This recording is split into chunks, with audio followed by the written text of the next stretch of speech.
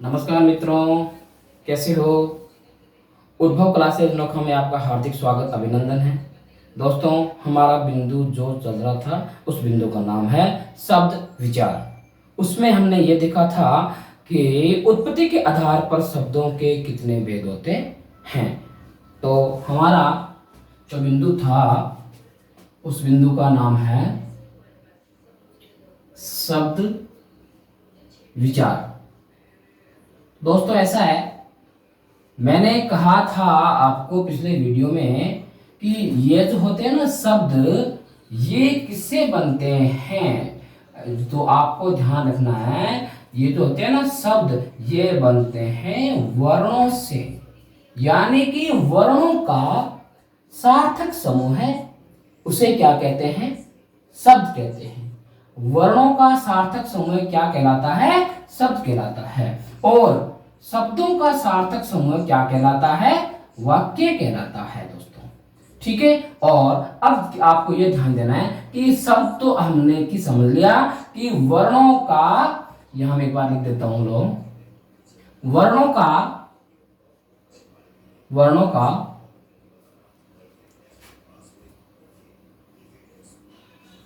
सार्थक समूह है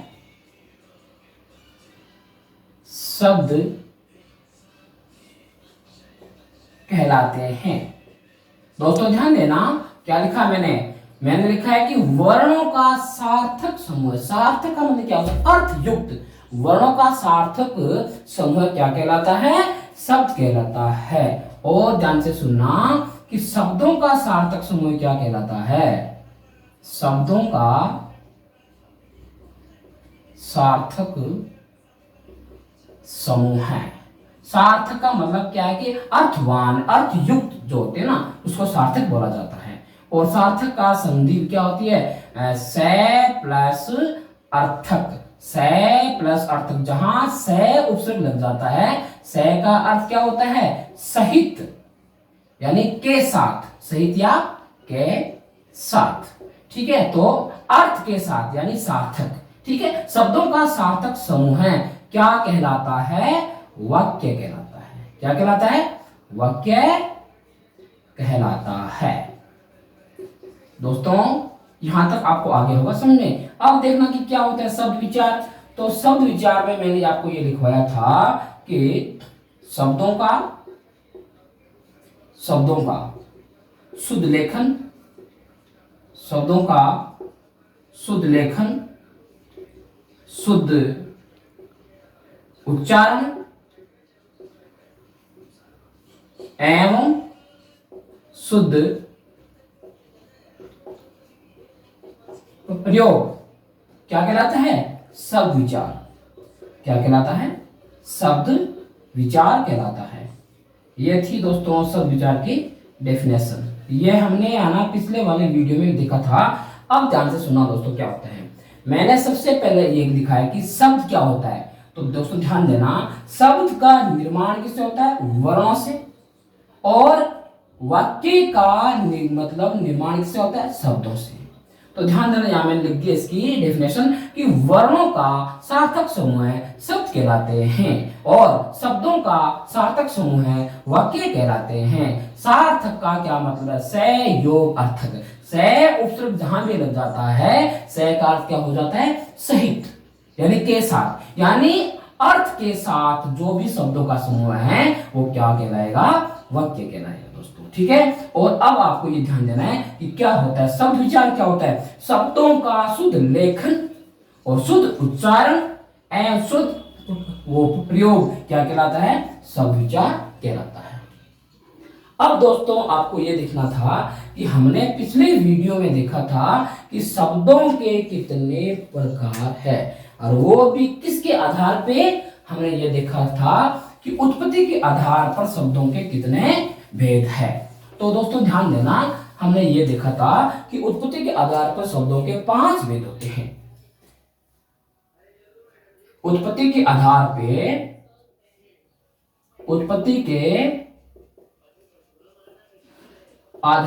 पर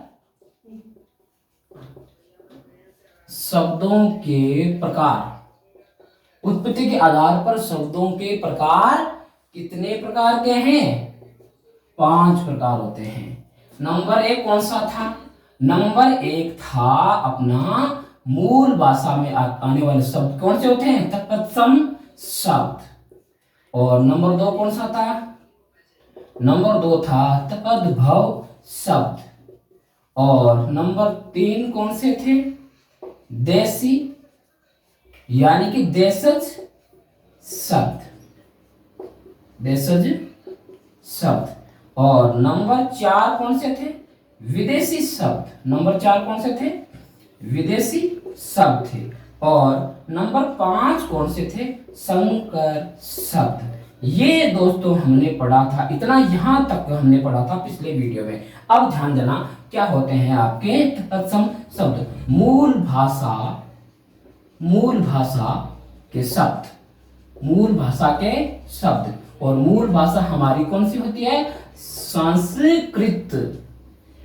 हाँ, ऐसे शब्द जो मूल भाषा से हिंदी में आगे ज्यों के त्यों बिना विकार हुए, बिना मतलब क्या है कि उसमें कुछ भी चंदिता नहीं हुई है, जैसे लिंग, वचन, काल और कार्य के आधार पे उनमें कुछ भी चंदिता नहीं होना, क्या कहलाते हैं? या कहलाते हैं तत्सम शब्द। और फिर यह तद्भव क्या होता है?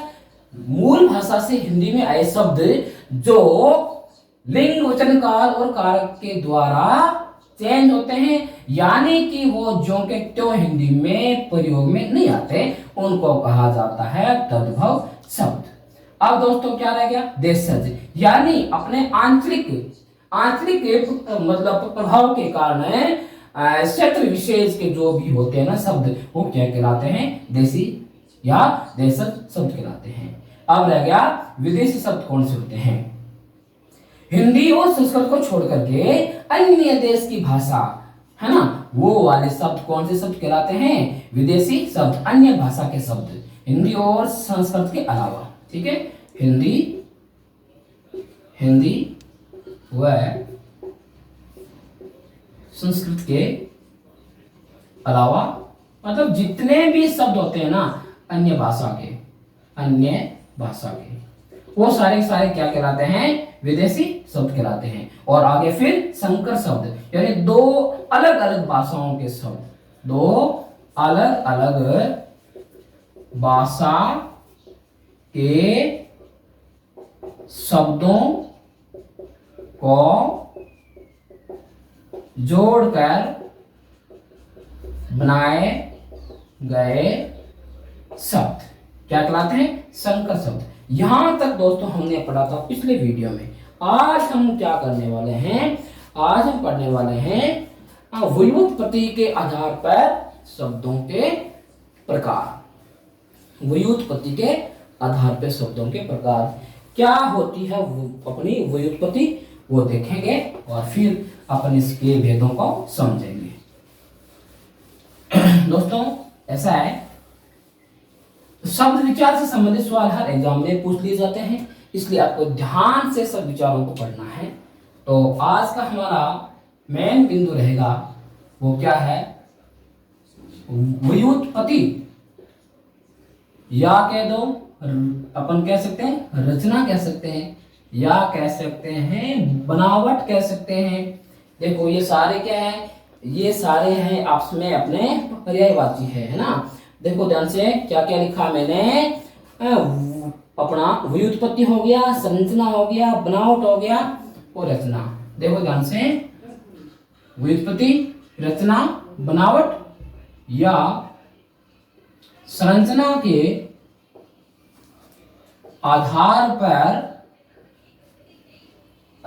के आधार पर शब्दों के प्रकार। दोस्तों ध्यान देना क्या कि व्युत्पत्ति या रचना या बनावट या संरचना, इनमें से कोई भी नाम आ सकता है, इन चारों में से कोई भी नाम आ सकता है। आपको ये ध्यान रखना है क्या होती है संरचना, बनावट, रचना और व्युत्पत्ति। इनके आधार पर शब्दों के प्रकार कितने हैं? मुख्य रूप से 3 प्रकार है दोस्तों, ध्यान देना। कितने हैं? 3 प्रकार। नंबर 1 कौन सा हो गया? रूढ़ शब्द। नंबर 1 कौन सा हो गया? रूढ़ शब्द हो गया। नंबर 2 कौन सा हो गया? यौगिक शब्द। नंबर 2 कौन सा हो गया? यौगिक शब्द। नंबर 3 कौन सा हो गया? योग रूढ़ शब्द। नंबर 3 कौन सा हो गया? योग रूढ़ शब्द। ये हैं दोस्तों शब्दों के 3 प्रकार। नंबर 1 क्या था? नंबर 1 था रूढ़ शब्द। नंबर 2 कौन सा था? यौगिक शब्द था। और नंबर 3 कौन सा था? योग रूढ़ शब्द। ये आगे 3 प्रकार किसके आधार पर है? ये है अपने संरचना के आधार पे और बनावट के आधार पे, रचना के आधार पे कह दो, चाहे कह सकते हैं अपन व्युत्पत्ति के आधार पे। शब्दों के 3 प्रकार है। अब दोस्तों हम इसकी समझेंगे डेफिनेशन को कि क्या होते हैं यौगिक, क्या होते हैं योग रूढ़ और क्या होते हैं रूढ़। तो दोस्तों ऐसा है, अब आपको यहां से यह देखना है कि क्या होता है रूढ़ शब्द। तो देखो ये जो लिखा है ना मैंने रूढ़, रूढ़ शब्द का शाब्दिक अर्थ क्या होता है? निश्चित। रूढ़ का शाब्दिक अर्थ क्या होता है? रूढ़ का शाब्दिक अर्थ होता है निश्चित, यानी कि एकदम फिक्स। ऐसे शब्द, ध्यान देना क्या होता है रूढ़ शब्द में, इसके बारे में बताने जा रहा हूं।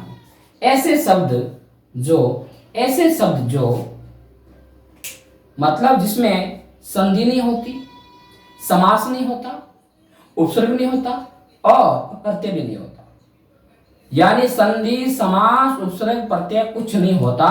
ऐसे शब्द जिनके अपन है ना कि उनका शाब्दिक विच्छेद नहीं कर सकते, उनका अपन संधि विच्छेद नहीं कर सकते, है ना, उनका अपन समास विग्रह नहीं कर सकते, है ना, उनका अपन उपसर्ग और मूल शब्द भी अलग अलग नहीं कर सकते, अपन जिसमें प्रत्यय और मूल शब्द भी अलग नहीं कर सकते। ऐसे शब्द जिनमें उपसर्ग और प्रत्यय और समास और संधि कुछ नहीं होता, वो शब्द क्या कहलाते हैं? रूढ़ शब्द कहलाते हैं। इसलिए रूढ़ का शाब्दिक अर्थ क्या हो गया? निश्चित होना। निश्चित है, वो फिक्स है, ये ध्यान देना आपको। तो फिर आपके लिए ये देखना है कि वे शब्द जो किसी व्यक्ति, स्थान और वस्तु के लिए कई सालों से प्रयुक्त होने के कारण किसी विशिष्ट अर्थ में प्रचलित हो गए हैं, रूढ़ शब्द कहलाते हैं। इन शब्दों की निर्माण प्रक्रिया भी मतलब ज्ञात नहीं होती है। हाँ, इन शब्दों का जो निर्माण होता है ना वो भी ज्ञात नहीं होता। वो क्या है? ज्ञात नहीं होता है कि यह उपसर्ग से बना है क्या, या ये प्रत्यय से बना है क्या, या ये समास से बना है क्या, या ये संधि से बना है क्या। यानी कि वे शब्द जिसमें उपसर्ग प्रत्यय समास संधि कुछ नहीं होता, वो शब्द क्या कहलाते हैं? रूढ़ शब्द कहलाते हैं। दोस्तों ध्यान देना, ठीक है। अब आपके लिए और क्या क्या इसमें आ रहा है वो भी ध्यान से देख लो क्या होता है। इनका अन्य अर्थ भी नहीं होता। हाँ, एक बात और है, मतलब ये जो होते हैं ना अपने रूढ़ शब्द, इनका अन्य अर्थ भी नहीं होता। अन्य अर्थ नहीं होता, मतलब रूढ़ का है ना, रूढ़ शब्दों का अन्य अर्थ भी नहीं निकलता है, ठीक है। ऐसे होते हैं रूढ़ शब्द। और सुनो ध्यान से, इसके ना टुकड़े भी नहीं कर सकते। क्या नहीं, इसके क्या नहीं कर सकते? इसके टुकड़े करने पर उन टुकड़ों का स्वतंत्र अर्थ नहीं मिलता। रूढ़ शब्दों का जैसे ही हम करेंगे ना टुकड़ा, उन टुकड़ों का कोई स्वतंत्र अर्थ नहीं मिलता। इसलिए आप दोस्तों आपको ये ध्यान रखना है कि रूढ़ ऐसे शब्द होते हैं जिसमें मतलब क्या है कि उपसर्ग नहीं होता, प्रत्यय नहीं होता, समास नहीं होता, संधि नहीं होती, ठीक है। ये सारे और उनका यानी कि रूढ़ शब्दों का अन्य अर्थ भी नहीं निकलता है, तो वे होते हैं रूढ़ शब्द। अब दोस्तों आपको मैं इसके एग्जांपल दे देता हूं 2-3, उस पर थोड़ा ध्यान दो। जैसे शब्द आ गया दूध, है, जैसे शब्द आ गया जल, जैसे शब्द आ गया गाय, फिर इसमें क्या हो गया? गाय रोटी, ठीक है। ये थे आपके रूट शब्दों के एग्जाम्पल। इसके अलावा और भी होते हैं, बहुत सारे होते हैं। आपको बस इतना ही ध्यान रखना है कि जिनमें उपसर्ग नहीं होता, जिनमें मतलब क्या है कि है प्रत्यय नहीं होता, समास नहीं होता, संधि नहीं होती, वो शब्द क्या कहलाते हैं? रूट शब्द कहलाते हैं। अब दोस्तों आपको ये जान लेना है कि क्या होते हैं यौगिक शब्द, ठीक है ना। अब आपको देखना है क्या होते हैं यौगिक शब्द, क्या होते हैं। दोस्तों ऐसा है, वे शब्द जो दो या दो से अधिक शब्दों के योग से बनते हैं, उन शब्दों का अपना अलग अलग अर्थ भी होता है, किंतु वे मिलकर अपने मूल मतलब शब्द से संबंधित या अन्य किसी नए अर्थ का भी बोध कराते हैं, यौगिक शब्द कहलाते हैं। मतलब मेरे कहने का मतलब यह है कि यौगिक जो शब्द होते हैं ना, वो दो मतलब क्या है, दो या दो से अधिक रूढ़ शब्दों से बनते हैं। दो या दो से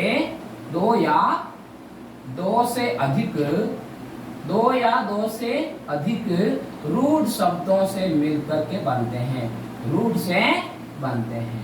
ये ध्यान आपको रखना है। किसमें? यौगिक शब्दों में क्या होते हैं यौगिक शब्द? दो या दो से अधिक रूढ़ शब्दों से मिलकर के जो शब्द बनते हैं, वो शब्द क्या कहलाते हैं? यौगिक शब्द कहलाते हैं। इनका जो दो वो होते हैं, अलग अलग होते हैं ना, उनका अपना अपना अलग अलग है ना, क्या होता है? अर्थ भी होता है, किंतु वे मिलकर के मूल शब्द से संबंधित या अन्य किसी नए अर्थ का बोध भी कराते हैं, यौगिक शब्द कहलाते हैं। तो दोस्तों आपको ये ध्यान रखना है, इनका अपन विच्छेद भी कर सकते हैं, इनका अपन विच्छेद भी कर सकते हैं, यौगिक शब्दों का विच्छेद भी कर सकते हैं। और इसके अलावा क्या है, देखो ध्यान से, क्योंकि हाँ, और विच्छेद करने से जो प्राप्त जो मतलब क्या है कि पद होते हैं ना, उनका भी अपना अलग अलग अर्थ होता है, उनका भी अलग अलग क्या होता है? अर्थ होता है, अलग अलग होता है क्या? अर्थ। तो दोस्तों ये थे आपके यौगिक शब्द। अब आपको है ना यौगिक शब्दों के बारे में थोड़ा और देखना है, क्या होते हैं यौगिक। यौगिक शब्दों के अपन जब एग्जाम्पल की बात करते हैं तो ध्यान देना, यौगिक की मैं बात कर रहा हूँ एग्जाम्पल की, सारी की सारी संधि के शब्द, यानी कि समस्त संधि, पूरी की पूरी संधि, यानी कि स्वर संधि, व्यंजन संधि और विसर्ग संधि, तीनों के तीनों संधियों के जितने भी उदाहरण हैं वो यौगिक शब्दों में गिने जाएंगे, नंबर 1। फिर आगे, हाँ, जितने भी शब्द जो बनते हैं उपसर्ग से बनते हैं, उनके सारे के सारे शब्द किन में गिने जाएंगे? यौगिक शब्दों में। और प्रत्यय लगा करके जो शब्द हम बनाते हैं वो भी किसमें गिने जाएंगे?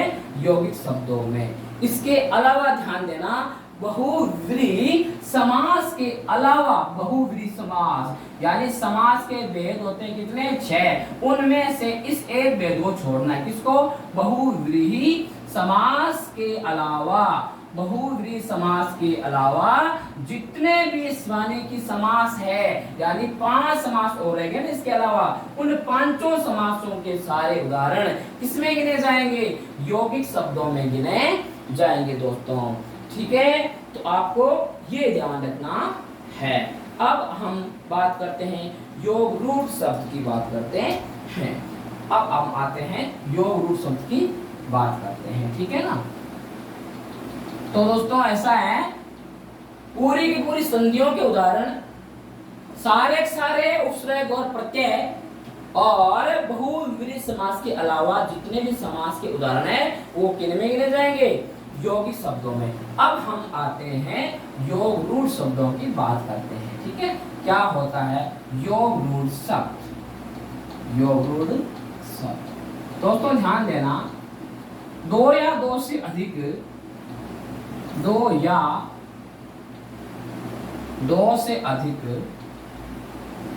दो या दो से अधिक रूढ़ शब्दों से, रूढ़ शब्दों से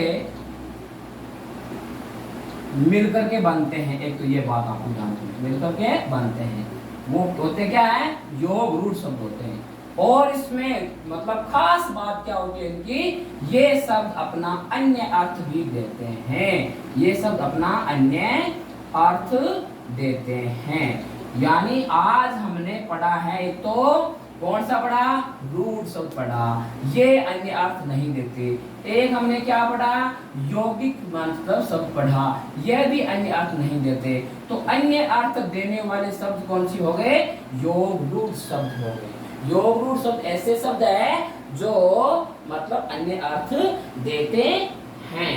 अब दोस्तों अन्य अर्थ देते हैं तो देते हैं कैसे, एग्जाम्पल से समझते हैं। जैसे आ गया शब्द आ गया कि गज योग आनन। दोस्तों ध्यान देना, यहाँ क्या लिखा हुआ है, यहाँ लिखा हुआ है गज, इसका साफ क्या अर्थ होता है, हाथी। आनन का क्या अर्थ होता है, मुख, है ना। तो देखना ये तो था, इनका अलग अलग अर्थ था, ठीक है। अब इनका अर्थ देखो, अब इसका अर्थ वो आएगा अन्य अर्थ के, देखो क्या आएगा। जैसे हमने इनका योग कर दिया शब्द का, तो क्या बन गया, गजानन। तो ये गजानन है ना, किसके लिए अन्य अर्थ है, अपना है ना गणेश जी, इनको कहते हैं गजानन। तो ये इसका अन्य अर्थ हो गया गणेश जी। इसका यानी गज योग आनंद का, गजानन का क्या कहा जाता है, गणेश जी। ये होता है अन्य अर्थ होता है। ये होता है किसमें, योग रूट शब्दों में ऐसा होता है, और किसी भी शब्द में ऐसा नहीं होता है दोस्तों। और क्या है अब इसके अंदर देखो ध्यान से, हाँ अब इसके हम अपन बात करते हैं, एग्जाम्पल की बात करते हैं। तो जितने भी बहुव्रीहि जो समास होता है, बहुव्रीहि समास, बहुव्रीहि समास की बात कर रहा हूं मैं। बहुव्रीहि समास के समस्त यानी कि पूरे के पूरे समस्त उदाहरण। अब दोस्तों ध्यान देना है, जितने बहुव्रीहि समास के अंदर जितने भी शब्द आते हैं, उदाहरण आते हैं, वो सारे के सारे कौन से शब्दों में गिने जाएंगे, योग रूट शब्दों में गिने जाएंगे। अब मैं इसको एकदम सही से लिख देता हूं विथ लैंग्वेज, आपको ध्यान रखना है दोस्तों, ठीक है। और भी अगर आपको समझ में नहीं आए तो आपको क्या करना है कि कमेंट बॉक्स में अपना कमेंट छोड़ देना है, मैं देख लूंगा आपको कहाँ समस्या आ रही है, और आपकी समस्या का समाधान भी किया जाएगा। दोस्तों अब आपको मैं थोड़ा बता दूं इनका एकदम सार रूप से, थोड़ा इसको मैं एक बार और आपको बता देता हूँ। क्या होते हैं कि व्युत्पत्ति, या अपन कह सकते हैं इसको रचना, या इसको अपन बोल सकते हैं संरचना, और या अपन इसको कह सकते हैं बनावट। दोस्तों ध्यान देना, इनके इतने सारे नाम हैं, इनमें से ना कोई भी नाम आ जाए ना एग्जाम में, आपको ध्यान रखना है, क्योंकि सारों का अर्थ क्या है, एक ही है। बनावट के आधार पर शब्दों का प्रकार कितना होगा, 3। अब तो आपको भी आ गया होगा समझ में। नंबर 1 होगा कौन सा, आ रहा है क्या आपको याद, रूट शब्द। दोस्तों ध्यान देना, क्या होता है रूट शब्द, वे शब्द जो कई सालों से मतलब किसी शब्दों के लिए यूज में आ रहे हैं, वो हो गए निश्चित हो गए, वो होते हैं रूट शब्द। अब ध्यान देना क्या क्या इसमें होता है, रूट का शाब्दिक अर्थ होता है निश्चित, रूट का शाब्दिक अर्थ क्या होता है, निश्चित, यानी कि एकदम मतलब फिक्स होता है, ठीक है। और नंबर 2 बात करते हैं तो देखना, हाँ इसमें किसी भी शब्द का योग नहीं होता, इसमें किसी भी शब्द का योग नहीं होता, क्योंकि योग होते ही तो हो जाएंगे यौगिक शब्द बन जाएंगे ना, इसलिए रूट शब्दों में किसी का भी योग नहीं होता। इसलिए कहा जाता है कि ये जो होते हैं ना रूट शब्द, इसमें ना तो कोई उपसर्ग होता है, ना कोई प्रत्यय होता है, ना कोई संधि होती है, और ना ही कोई समास होते हैं। ये ध्यान देना है दोस्तों, इसलिए कहा जाता है इसमें किसी भी शब्द का योग नहीं होता।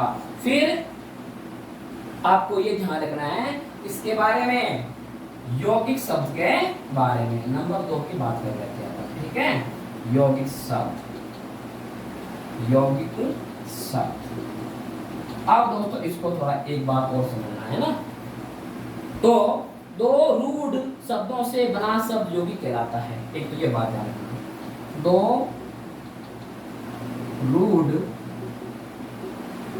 शब्दों से बना शब्द क्या कहलाता है?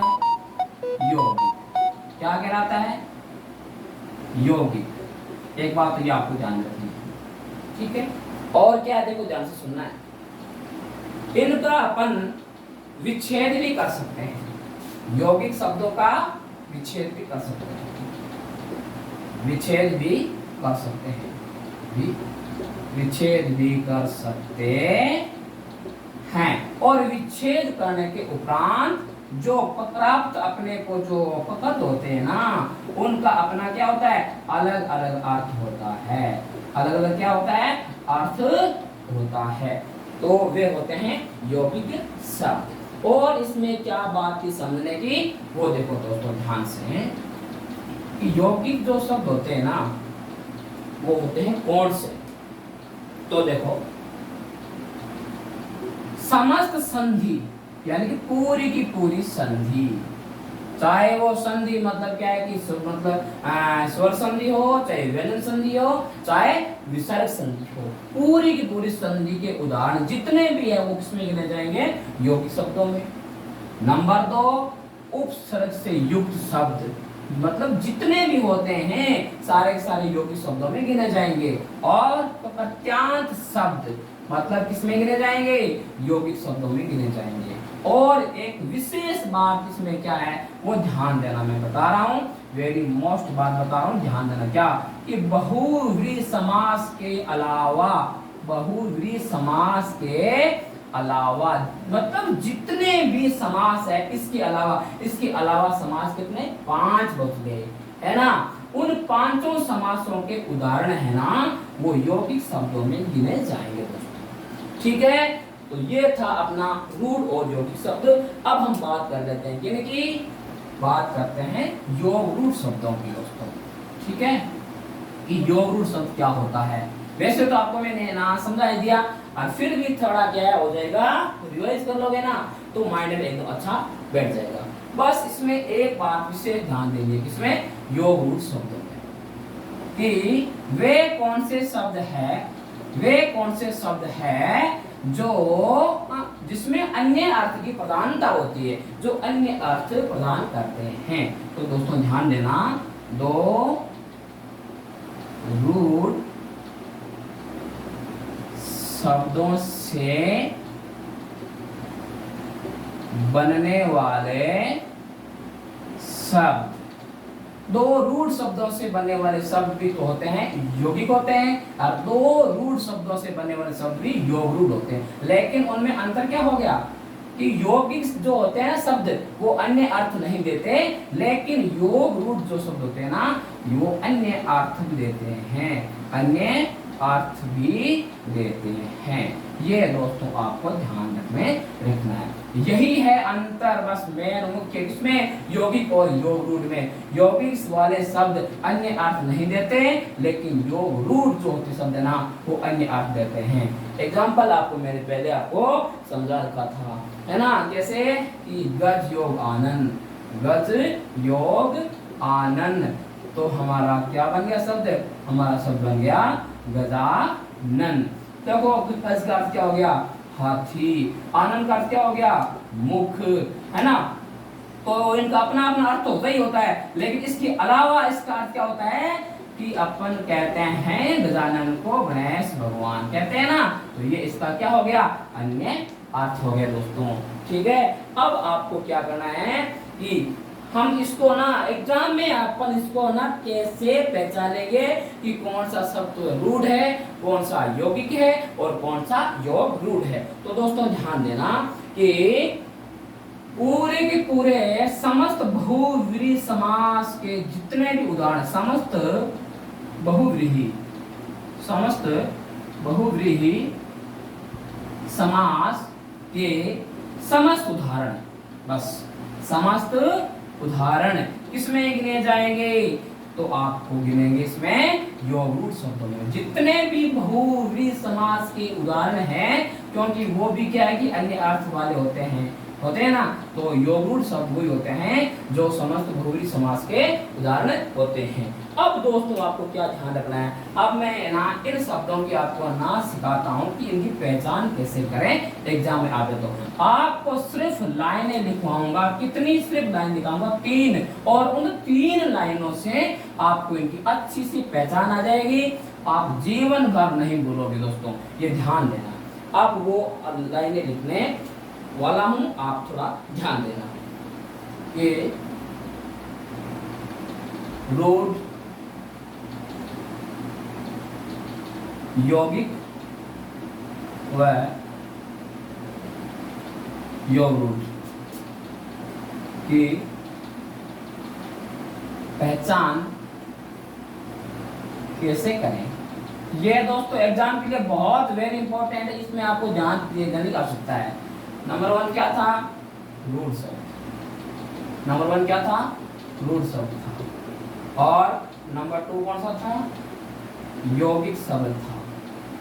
ओनली फॉर आपको लाइनें लिखवाई जाएगी 3, और उन ना मतलब कि उन तीनों ही लाइनों में पूरे मतलब क्या है कि इन शब्दों का सार आपके सामने देने वाला हूं, ध्यान रखना, ठीक है? योग रूढ़ शब्द। अब ध्यान देना दोस्तों, एग्जाम में आ जाए कि कौन से तो होते हैं शब्द रूढ़ होते हैं, कौन से यौगिक होते हैं, कौन से योग रूढ़ शब्द होते हैं, इनकी मैं पहचान आपको करना सिखा रहा हूं। देखना दोस्तों, रूढ़ शब्द वही होंगे जिसमें संधि,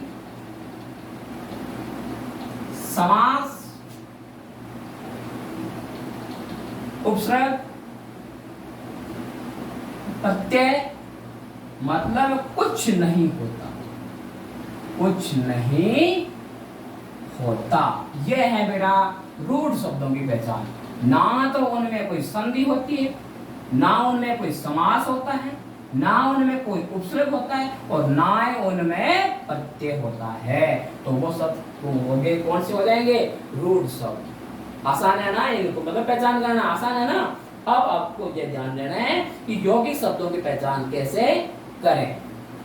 यौगिक शब्दों में ध्यान देना, सारे के सारे संधि के एग्जाम्पल और सारे के सारे उपसर्ग युक्त यानी शब्द, और सारे के सारे प्रत्यांत शब्द, और बहुव्रीहि समास के अलावा, बहुव्रीहि समास के अलावा, समास के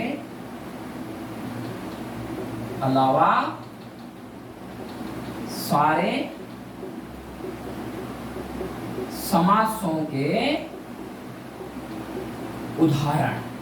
अब दोस्तों आपको एकदम समझ आ गया होगा कि जिन शब्दों में संधि होती हो, जिन शब्दों में उपसर्ग लगा हुआ हो, जिन शब्दों में प्रत्यय लगा हुआ हो, और बहुव्रीहि समास के अलावा यानी 5 और जो समास है, उन समासों के उदाहरण अगर आ जाए तो वो कौन से शब्दों में गिने जाएंगे दोस्तों? यौगिक शब्दों में। 2 शब्दों की मैंने आपको पहचान आराम से समझा दी है। क्या क्या? कि रूढ़ शब्दों में संधि नहीं होती, समास नहीं होता, उपसर्ग नहीं होता, और प्रत्यय नहीं होता। और फिर यौगिक शब्दों में संधि होती है, उपसर्ग भी होता है, प्रत्यय भी होता है, और बहुव्रीहि समास के अलावा सारे के सारे समासों के एग्जाम्पल किसमें गिने जाएंगे? यौगिक शब्दों में दोस्तों गिने जाएंगे। अब अपन आते हैं योग रूढ़ शब्दों की पहचान कैसे करें। तो दोस्तों पास थोड़ा सा ध्यान देना है। क्या? बहुव्रीहि समास, यहाँ तो हमने उसको मतलब यहाँ तो हमने उसको छोड़ा था, अब यहाँ ले लेंगे बहुव्रीहि समास को।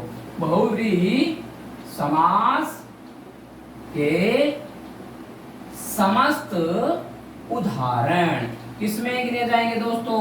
ये गिने जाएंगे योग रूढ़ शब्दों में। ठीक है, क्योंकि बहुव्रीहि समास से युक्त जो शब्द होते हैं ना, उसमें अन्य अर्थ क्या होती है, प्रधानता होती है। और योग रूढ़ शब्द भी ऐसे होते हैं जो अन्य अर्थ को देने वाले होते हैं। अब दोस्तों आज हमने पढ़ा है रचना या संरचना या बनावट या व्युत्पत्ति के आधार पर शब्दों का प्रकार। तो दोस्तों इसमें आपको ध्यान ही देना है कि योग रूढ़ क्या होते हैं, कि जिसमें संधि नहीं होती, समास नहीं होता, उपसर्ग नहीं होता और जिसमें प्रत्यय नहीं होता, वो होते हैं रूढ़ शब्द। ठीक है, और जिसमें संधि होती है, समास होता है, समास एक छोड़ना है, कौन सा, बहुव्रीहि। ठीक है, और संधि होगी और बहुव्रीहि को मतलब कि छोड़ करके सारे समास हो गए, और फिर तो प्रत्यय हो गया, और फिर क्या हो गया, उपसर्ग हो गया। ठीक है, तो वो वाले होते क्या है, वो होते हैं कौन से होते हैं शब्द, योगी शब्द होते हैं। ठीक है दोस्तों, अब क्या करना है, योग रूढ़ शब्द कौन से होते हैं, पूरे के पूरे बहुव्रीहि समास के जितने भी सारे उदाहरण हैं वो योग रूढ़ शब्दों में दोस्तों गिने जाएंगे। अगर आपको मेरा वीडियो अच्छा लगे आपको लाइक करें, सब्सक्राइब करें और कमेंट भी करें और अपने अपने दोस्तों में शेयर भी करें दोस्तों। ठीक है, जय श्री राम।